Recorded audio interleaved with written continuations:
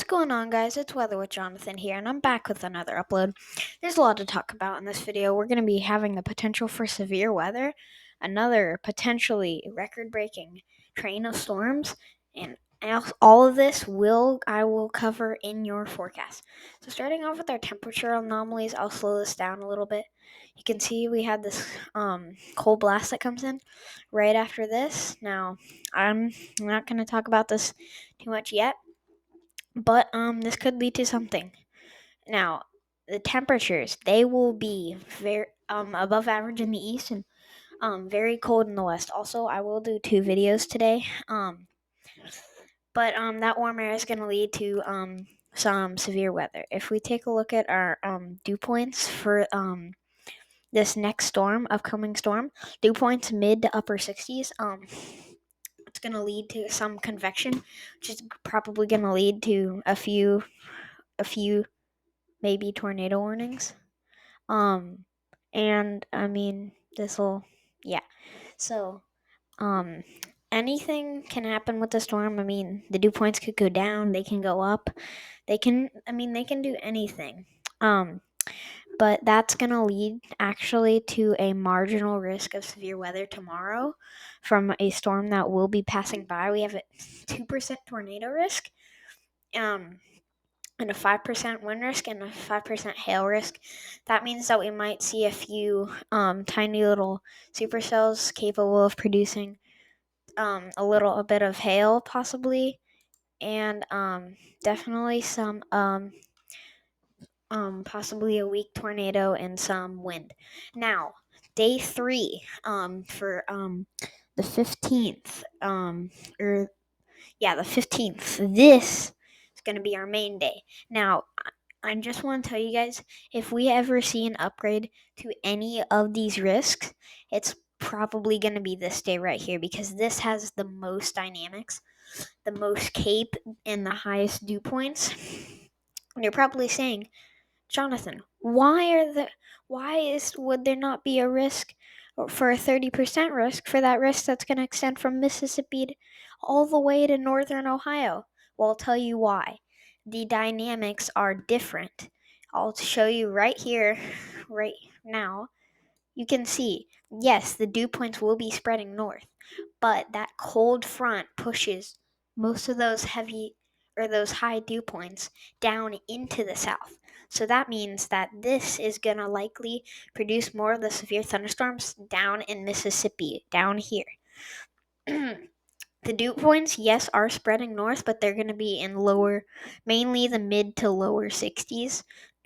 So that's going to cause more of straight line wind, mainly with embedded supercells, probably. And you're probably saying, well, straight line wind with embedded supercells is gonna be bad. Guess what? You know why that the day 1 is better? Because first of all, we have higher dew points, as you can see, dew points mid to upper 60s across portions of southeast Oklahoma, central Arkansas, central northern Louisiana, and eastern Texas, and maybe even northwestern Mississippi and western Tennessee. So that's why there's going to be a lot of convection. And if we take a look at our CAPE, this could potentially cause some rotating thunderstorms. Now, like I just said, the dynamics are better for day 1, so that's so this is one thing why this day is the most likely to have a risk. If we bring this out into the future, you can see it does spread north, but the CAPE is not very high, which means that we're going to have lower dynamics, which is probably going to lead to less severe thunderstorms. If we do get a 30% risk for day 4, it'll likely be down here in southern Mississippi, or southeastern Mississippi, because that's where the dynamics are better. But you can see right here, CAPE 2,000 to 3,000 joules. Now, this isn't necessarily in the severe weather zone. In the severe weather prone zone, you're mainly going to see CAPE ranging from about 500 to maybe some areas 1,500, and that is going to cause some rotating thunderstorms. If we take a look at our upper air wind speed, you can see we've got wind shear in the atmosphere at 850 millibars. You can see the wind shear is going to be fairly strong, about 55 knots. It's going to definitely lead to some decent, pretty good dynamics for day one. You can see the wind does increase for portions of extreme southern Ohio and central and northern Kentucky. You could see knots up to about 65. It's going to be strong. Now, if we take a look at our 500 millibar jet stream, this is what's going to interact with these storms right here. You can see day one. Look at now. This will be positively tilted, but where it's centered over Kansas City, right there where they meet, that area will be negatively tilted, but it is positively tilted, which will limit the severe weather potential. But I still do think we could see an upgrade for day one into an enhanced risk because of this. Now, if we pull this out in the future, we're going to be having more wind shear for day 4. Detroit, you guys could be seeing 120 knots at 500 millibars. It's going to be strong. Now, all this does is makes the storms a little stronger. But yeah, and all of these storms are going to lead to snow, severe weather, and heavy rainfall. I forgot to mention we will talk about snow in this video. If we pull this out to March 1st, you guys are going to be seeing a lot of rain in the West Coast, especially in the East. You guys also could be seeing some very heavy rain. Rainfall totals maybe 5 inches in the East, and the Rockies / the Cascades up in the West Coast. You guys could be seeing up to 14 inches of rain. That is going to be a lot. Now those are then in the higher elevations, but that's also driven because of snow. So yeah. If we take a look at our snowfall totals, these are going to be reaching high until March 1st in northern Illinois and extreme southern Wisconsin, in northern Michigan, and maybe some decent snowfall totals for the Shenandoah and the Smoky Mountains. And you guys in the Rockies on the west, in the Sierras, you guys could be seeing a lot of snow. Sierras, maybe some areas 4 or 5 feet of snow. Near the Shasta region, maybe 2 to 3 feet of snow.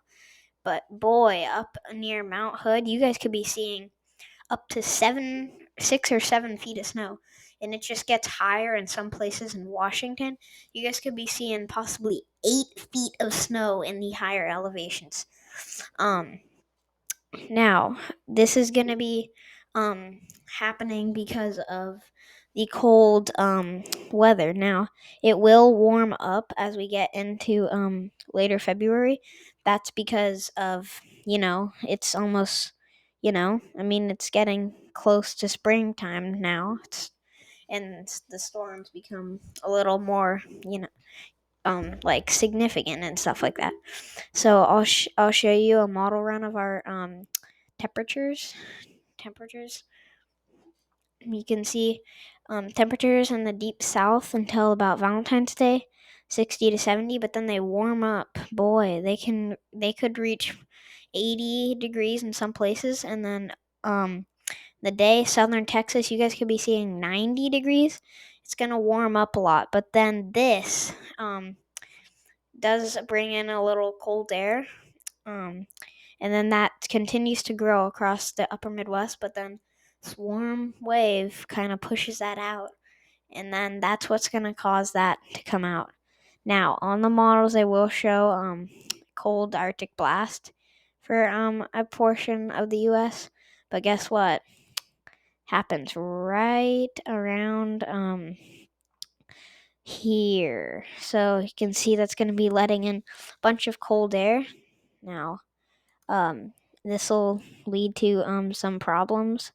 Maybe some crops freezing if you have like farms or something. You can see. Now, if I just want to tell you guys, if this was further south, we'd have another one of those sort of historic cold events, and up in the because of up in the north, you'd have like temperatures -30.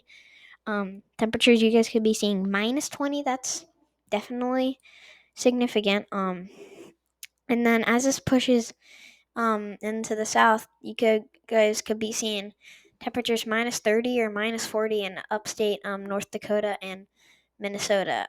That will continue south into the Ohio River Valley. Temperatures reaching maybe about 10 degrees in Illinois slash Davenport, Iowa, along the Mississippi River. You guys could be seeing temperatures down to -10, and then this warm up comes, and that's what knocks it out of the way. So, by the end of the month, you guys could be looking at a big warm up. This is all for the video. I hope you enjoyed. Consider subscribing and leaving a like. Thank you for all your support. Bye.